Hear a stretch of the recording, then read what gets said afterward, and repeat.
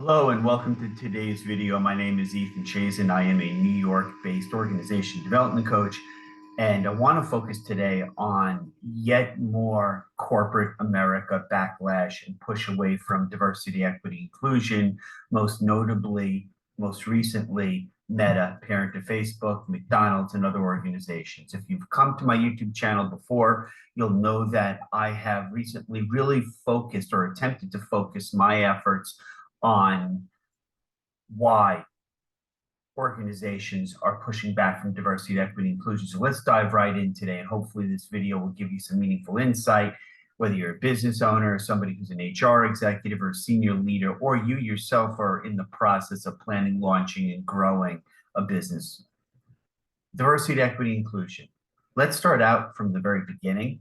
Let's kind of start at the start. What is it? Diversity, equity, inclusion, going on to Wikipedia, is an organizational framework which seeks to promote the fair treatment and full participation of all people, particularly groups who have historically been underrepresented or subject to discrimination on the basis of their identity and or abilities. So, look, there is a war by the right wing against diversity, equity, inclusion. This is a given, and I'm going to walk you through the chronology of what's been going on. But the underpinning is why.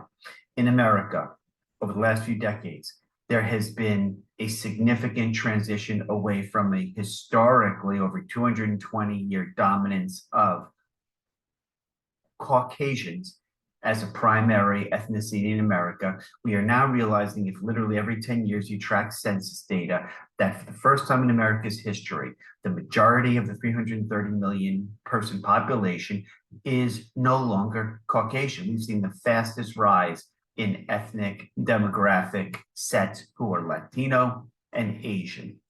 And this is just the state of America. And so there's been a right-wing conservative pushback movement against diversity, equity, inclusion. I want to focus on corporate America. I want to focus on organizations. What is the benefit of diversity, equity, inclusion? Let's talk about this. The three letters are actually four. Diversity is having the broadest range of not just ethnicity and gender, but culture, background, lifestyle, values, beliefs, upbringing. That's diversity.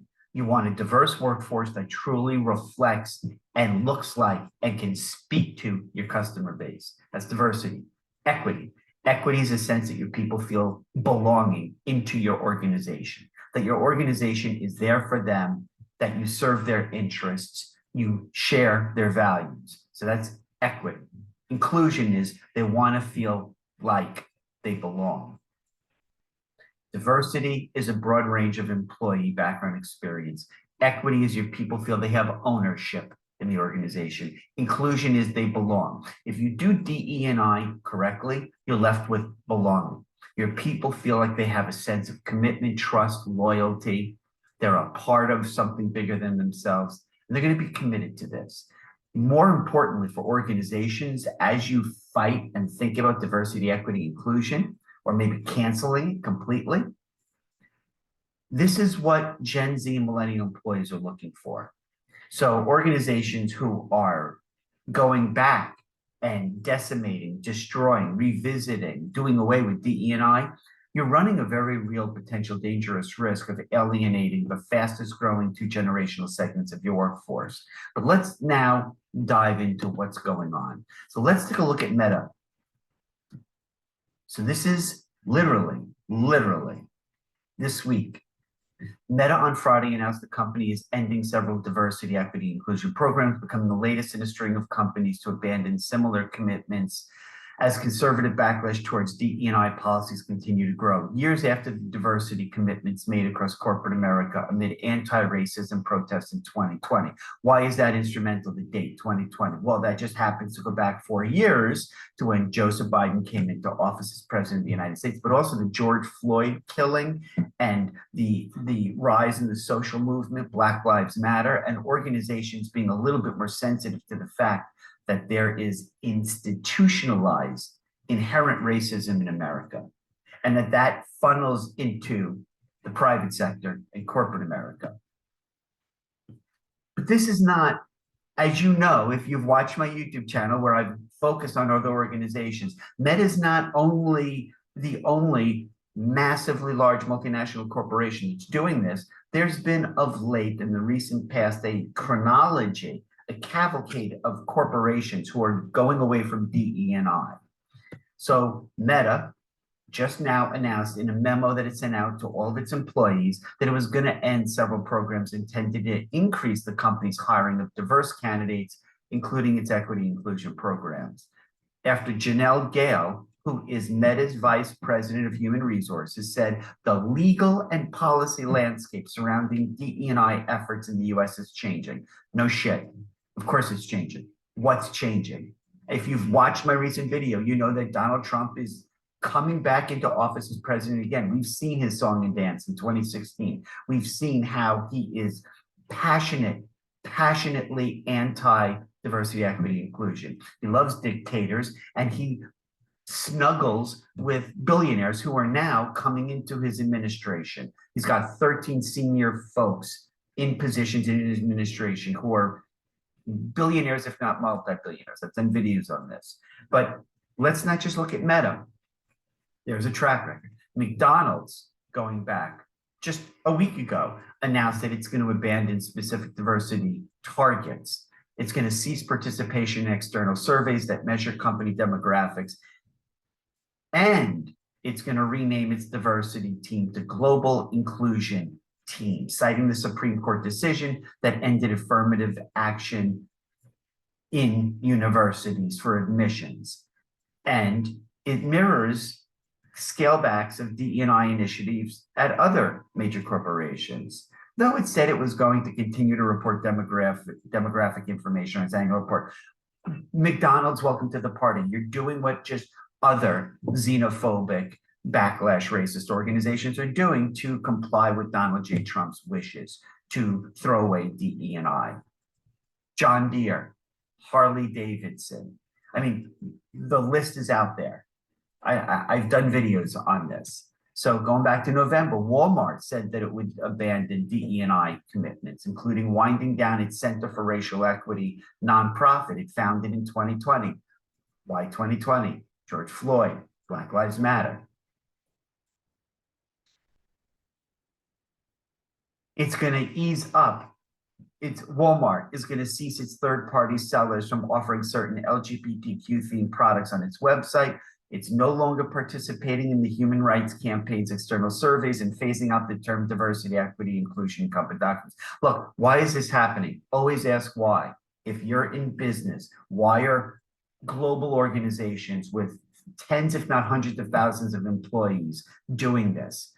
Pressure from the right, pressure from conservative influential bloggers like Robbie Starbuck, pressure. They're not doing this just out of some kind of animosity towards diversity, equity, inclusion. Follow the money. So going back to September, Molson Coors, which had in 2023 defended a feminist-themed ad that sparked conservative backlash, said it would abandon supplier diversity quotas, shift its DE&I training sessions to focus on business objectives, and stop participating in external. You're hearing a prevailing trend. They're going to stop participating in external diversity surveys. We're not a part of this. No, Mr. Trump, no right-wing bloggers, no right-wing political parties and activist groups. We're not a party of this yucky thing called DE&I. Let's go back to April, and I've done a video on this. Lowe's said in an internal memo it would combine its employee resource groups into one umbrella organization, cease participating in the HRC surveys, and it would stop participating in external events like pride parades.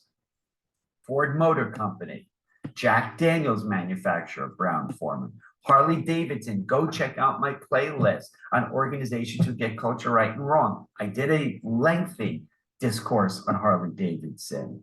Farm equipment manufacturer, John Deere. Costco is one of the few organizations, and I just did a video on this, one of the few organizations that have said, no, we're not going to succumb to this kind of right-wing ideological pressure.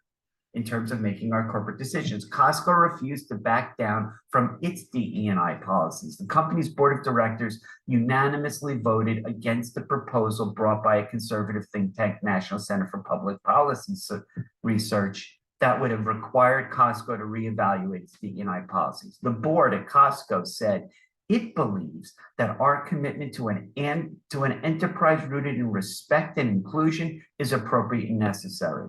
So why is DE&I under attack? If you've watched my videos, you're starting to know exactly why, but I want to just, for purposes of today, to frame this. Diversity, equity, inclusion policies, which can include employer-mandated diversity training, resource groups for underrepresented minorities, and commitments to equity in hiring swept across corporate America after the 2020 police killing of George Floyd.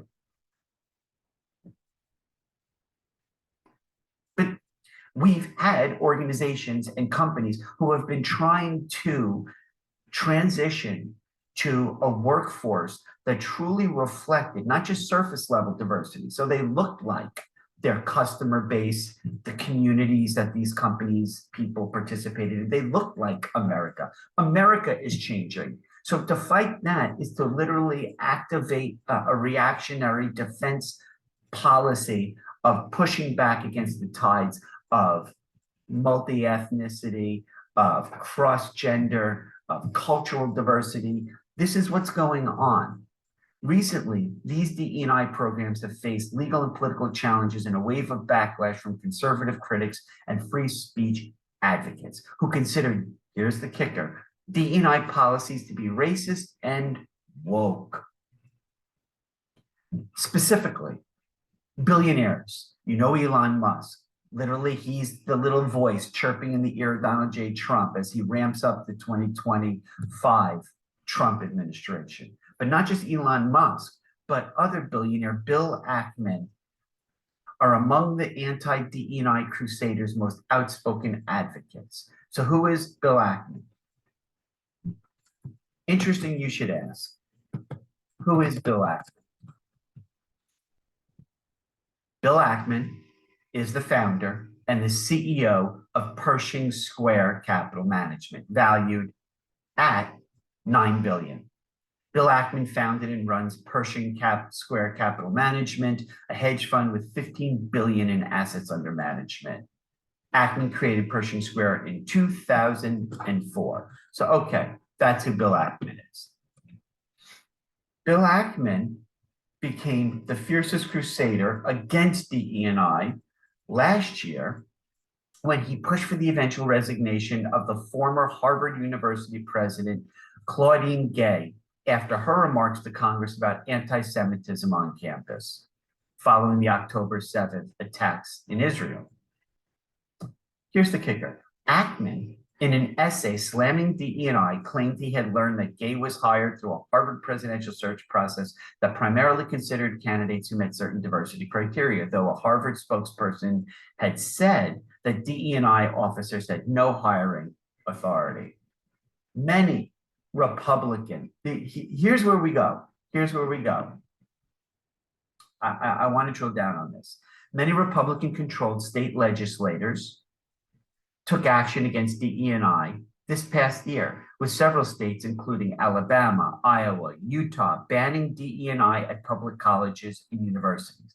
The wave of conservative backlash against companies deemed woke picked up significant steam going back to prior year to 2023, when Bud Light became the target of a conservative boycott after it briefly collaborated with transgender influencer Dylan Mulvaney for a marketing promotion.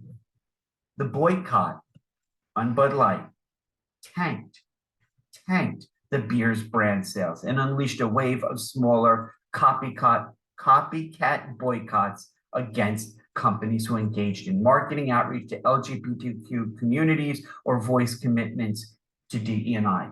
This is it. Remember when I just said follow the money? This is unfreaking believable to me, but we need to shine a light. Wake up, business people. Wake up to what's going on. This is critically important. So let's talk about McDonald's. Meta's not alone in this cavalcade of multinational corporations marching lockstep behind right-wing bloggers, influential conservatives, and conservative elements of the Republican Party and the incoming Trump administration, who are all going to do away with diversity, equity, inclusion.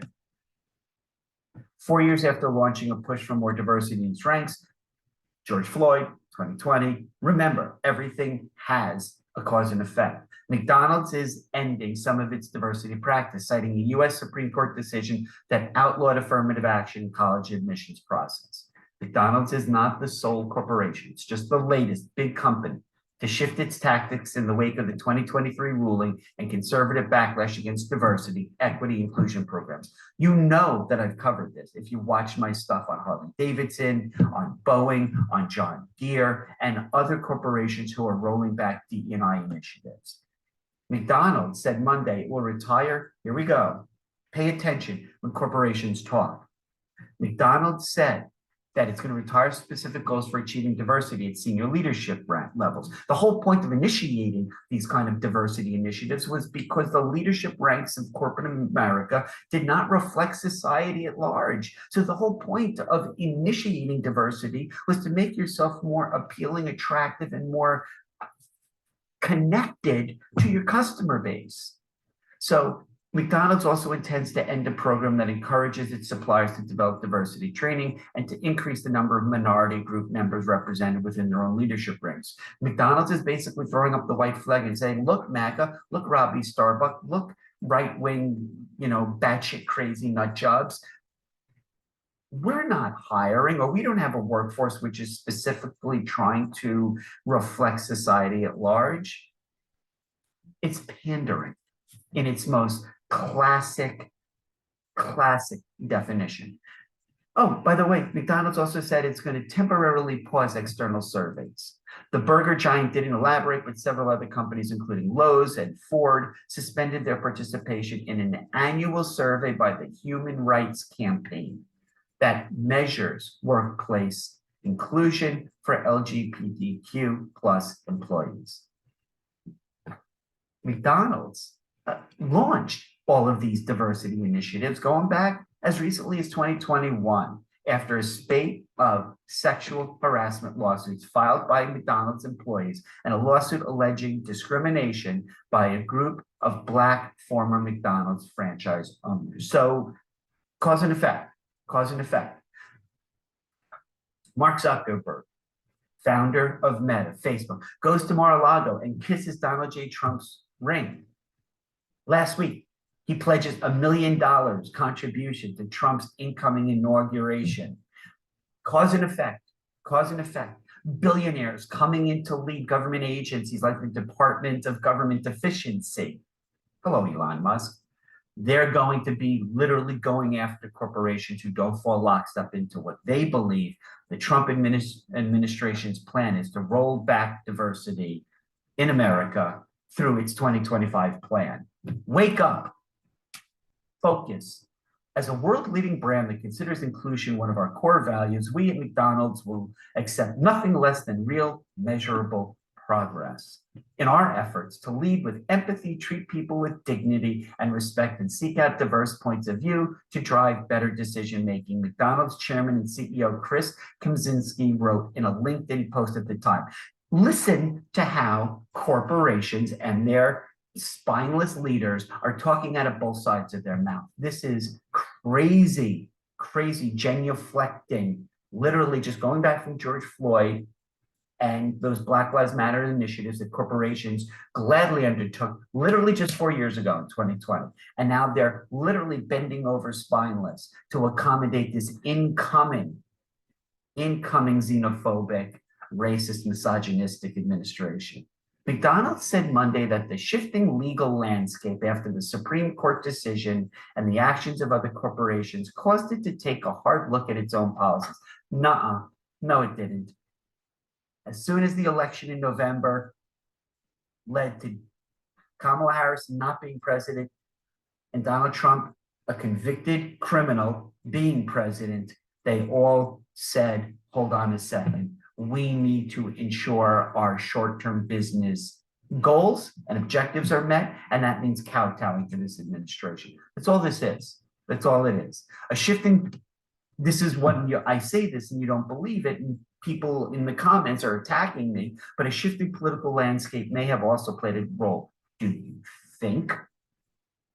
President-elect Donald Trump is a vocal opponent of diversity, equity, and inclusion programs. Donald Trump tapped Stephen Miller. Oh my God, I don't have time to get into Stephen Miller, but talk about one of the most hate-filled human beings on the planet. Trump tapped Stephen Miller, a former advisor who leads a group called America First Legal that has aggressively challenged corporate DE&I policies as his incoming deputy chief of policy. Vice President J.D. Vance introduced a bill in the Senate last summer of 2024, to end such DE&I programs in the federal government.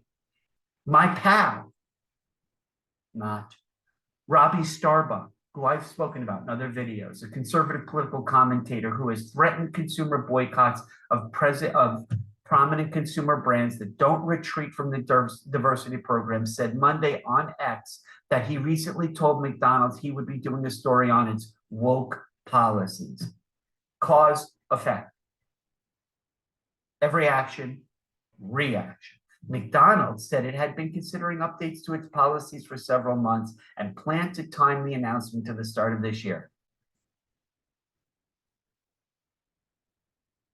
Open letter to employees and franchisees. McDonald's senior leadership team said it remains committed to, listen to this, please, committed to inclusion and believes a diverse workforce is a competitive advantage. Of course it is. That's why DE&I is so critically important to long-term business survival. The company said 30% of its US leaders are members of underrepresented groups, up from 29% in 2021. Wow. Wow.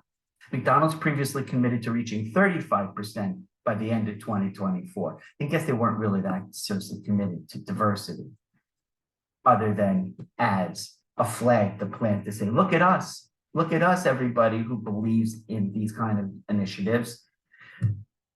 The McDonald's Hispanic Owner Operators Association said it had no comment on the policy change Monday. A message seeking comment was left with the National Black McDonald's Operators Association. Okay, so again, McDonald's is just the latest employer to roll back its DE&I programs. This is going to have consequences. And I hope corporate America and I hope business owners and entrepreneurs who are looking to start businesses can look to this cowardice in corporate America in terms of their accommodating these kind of racist tendencies or racist values of the incoming administration and say, this is not for us. We understand that we have to think a little bit differently about creating a truly diverse workforce, giving our people equity or ownership in our organization and making them feel included to create a sense of belonging, which, by the way, the whole point of all of this is to increase your workforce's performance and productivity to therefore maximize profitability. That's it. That's game over. The fast food company is joining a growing list of employers, including Walmart and Boeing and John Deere and Harley Davidson and Walmart and all these others that are reevaluating the diversity, equity, inclusion policies. And I mentioned Costco was doubling down on its protection of its DE&I against certain, shareholders. On Monday, McDonald's became the latest employer to roll back its diversity, equity, inclusion. Another indication yet of a profound shift taking hold as US companies are reevaluating their policies following the election of Donald J. Trump as the nation's next, and again, president. 4 years after launching a push for more diversity in its ranks, going back to George Floyd and Black Lives Matter, on Monday, the fast food company sent in our commitment to inclusion at McDonald's note to McDonald's franchise owners, company employees, and suppliers worldwide, citing a Supreme Court decision that outlawed affirmative action in the college admissions process and the shifting legal landscape. Specifically, McDonald's will implement a golden rule, treating everyone with dignity. Hey, I guess since they already had diversity initiatives, that means, hey, white people, don't forget, we care about you. We haven't forgotten about you, our white people. McDonald's will introduce a new golden rule treating everyone with dignity, fairness, and respect always. However, the company has identified a few practices that we plan to modify. We're evolving how we refer to our diversity. I mean, this is just,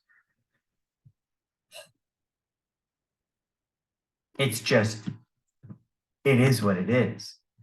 Meta to end programs aimed at diversifying its workforce. Among the changes, Meta is doing away with its diverse slate approach of considering qualified candidates for underrepresented groups. That was the whole point of diversity initiatives going back historically, was diversity was intended to level the playing field, meaning to bring people into organizations and give them access, careers, pathways to move up who had traditionally, historically been prevented from coming in and or prevented from rising up. Women, people of color, women of color, people with alternate lifestyles.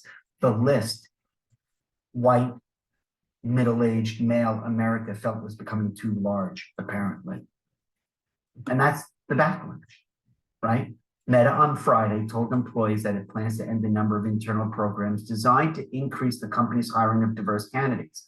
The latest dramatic change ahead of President-elect Donald Trump's second term in the White House. Janelle Gay, Meta's VP of HR, made the announcement, on Meta's internal workplace communications platform.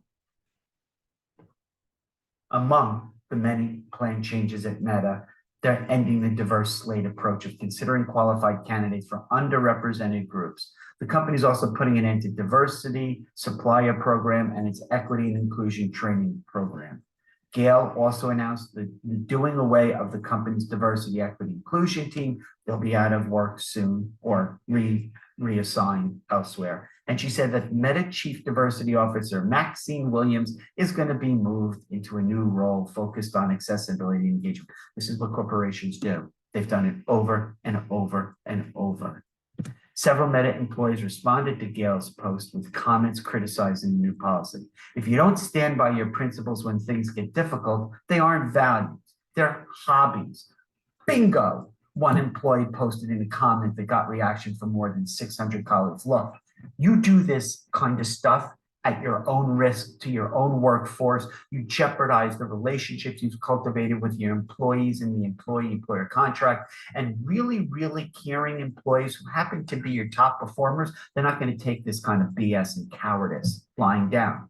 They're going to attack. And if they feel that you're not receptive to discussing why you're changing your values, that these aren't really the values that they signed on when they joined your organization because they thought you shared their values, they're not just going to be the squeaky wheel, they're going to leave. And God help you if they go to a direct competitor. Because your organization dies without its people. Your organization dies without its people. So I mentioned that Meta is terminating many of its policies before the Trump administration, following a week in which Mark Zuckerberg announced that Meta was getting rid of fact-checking, which is something I haven't covered yet. I wanted to talk about fact-checking. They're going to do away with Meta checking on their platforms, fact-checking. As of Friday, the company is also terminating its DE&I programs. An internal memo from Meta, as I already mentioned, the legal and policy landscape surrounding DE&I efforts in the U.S. is changing, while pointing to recent Supreme Court decisions and the charged view some have of DE&I.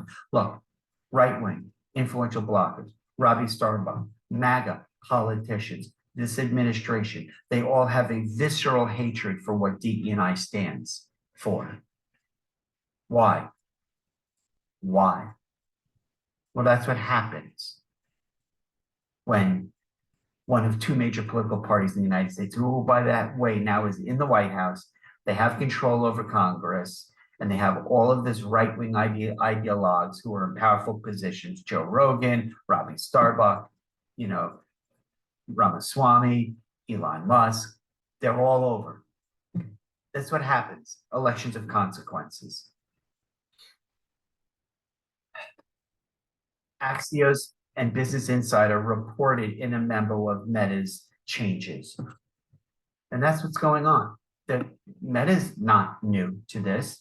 And let's go to technology as an industry sector, okay? The bro culture of Silicon Valley, Silicon Alley, white males, South Asian males.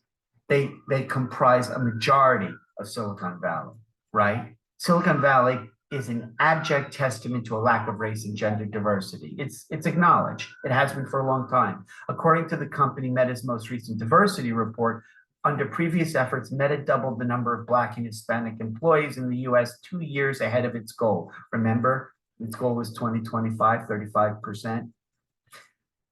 Increasing its Black employee base at Meta from 3.8 to 4.9, and for Latinos, for Hispanics, from 5.2 to 6.7% respectively. Per the new announcement, Meta will no longer enact specific diverse hiring practices. The company is ending all of its diversity, equity, inclusion training. This effort focused on sourcing from diverse-owned businesses. Going forward, we will focus our efforts on supporting small and medium-sized businesses that power much of our economy, the memo from Meta's internal HR says. Opportunities will continue to be available to all qualified suppliers, including those who are part of the supplier diversity program. I can't begin to tell you what kind of impact this is going to do. Meta nixes diversity and inclusion program as it prepares for a second Trump administration. So let's go to the AP source, okay? Joining companies such as John Deere, Harley Davidson, and Boeing, Walmart, Facebook, and Instagram's parent company Meta Platforms is getting rid of its DE&I. The move was first reported by Axios, comes on the heels of the social media's giant's decision to end its third-party fact-checking program. It's going to do away with that policy of checking the accuracy of the content on its platforms. That's what's going on. Citing an internal memo sent to employees, Axios said the Menlo Park, California-based tech giant Meta said the U.S. Supreme Court has recently made decisions signaling a shift in how courts approach DE&I. The term DE&I has also become politically charged, in part because it's understood by some as a practice that suggests preferential treatment of some groups over others. That's fascinating that that's the claim. In practice, how this plays out, and you've got to watch it. This means Meta will no longer have a team focused on diversity and inclusion, and Meta has said that it will instead focus on how to apply fair and consistent practices. No, it's not what they're doing. Meta ends its DE&I programs as Zuckerberg blasts Biden on the Joe Rogan show. Meta's ending its DE&I programs, the company said Friday, becoming just the latest multinational corporation, global corporation, to pull back from DE&I practices in the wake of pressure from conservative critics and customers.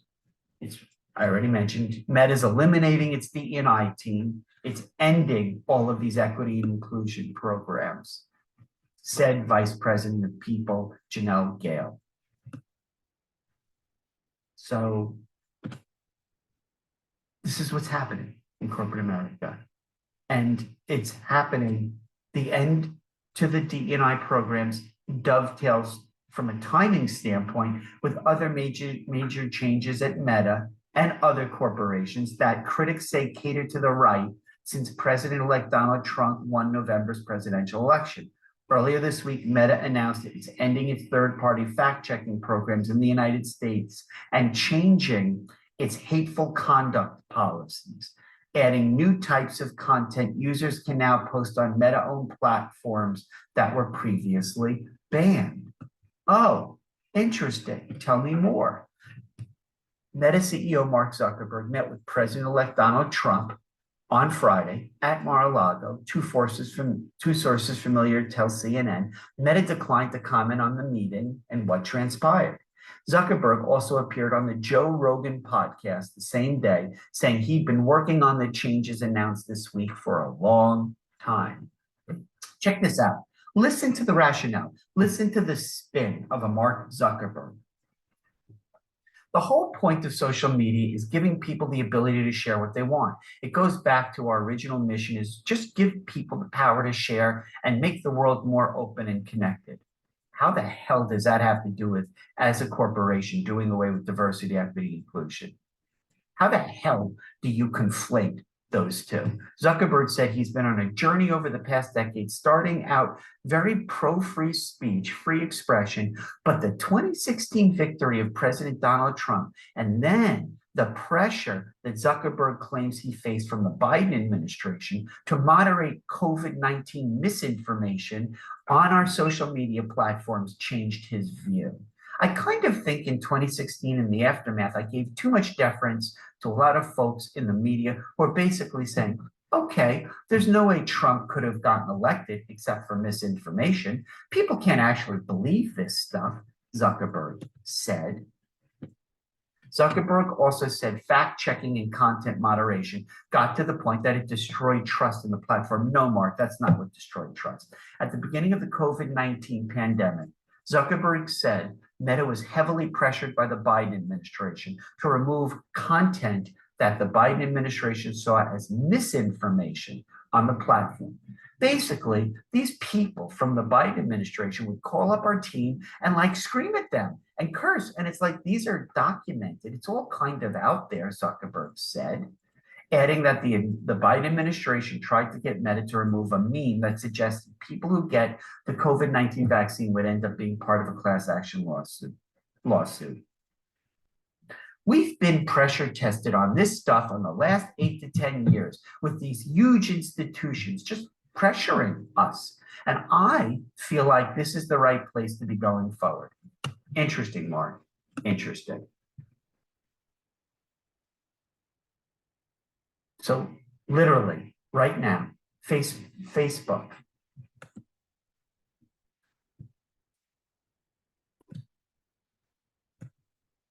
Facebook owner Meta Platforms and Amazon are winding down diversity programs ahead of Donald J. Trump's return to the White House, as conservative opposition to these DE&I initiatives grows louder and louder and louder. Some of America's biggest businesses have been scaling back their diversity initiatives years after pushing for more inclusive policies in the wake of protests against the police killing of George Floyd and other Black Americans going back to 2020 and the Black Lives Matter movement.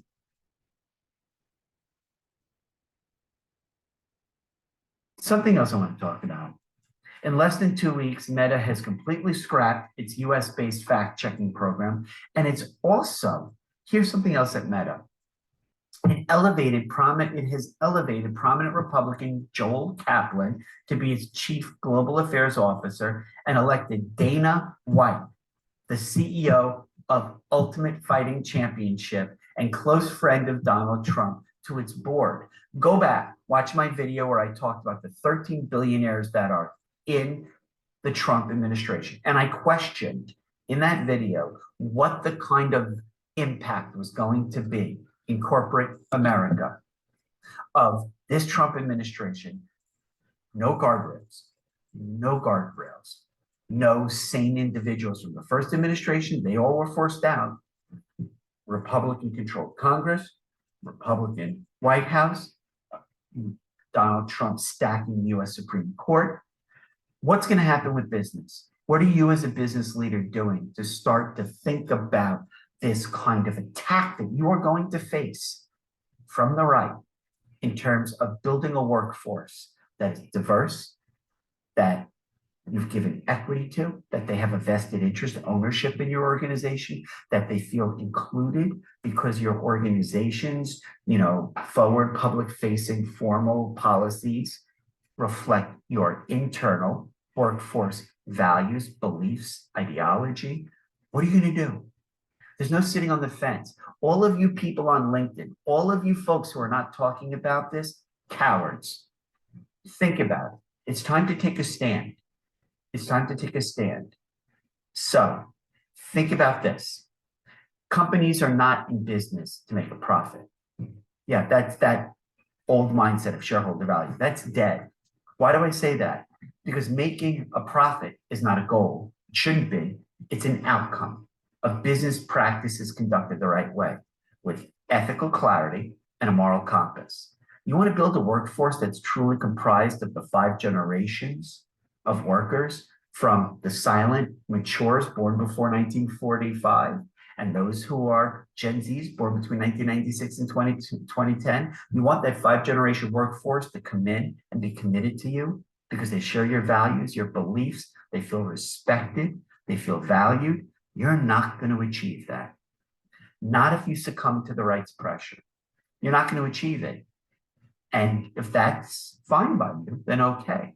But don't use this BS claim of there was a global pandemic and it's hard to get new employees who are talented. These Gen Zs are not good employees, or there's a war on talent or silent quitting. People commit to and stay committed and loyal to your organization as employees when they see that you reciprocate their good faith. And how you reciprocate is based on the values that your organization reflects. So that's it for today. This was way longer than I wanted, but it's necessary. It's necessary for all of us in business to start having this kind of conversations. Don't say politics is off limits. It's the third rail. We can't touch it. We need to talk more about it and we need to act on it. So if you like this video, please give me a like.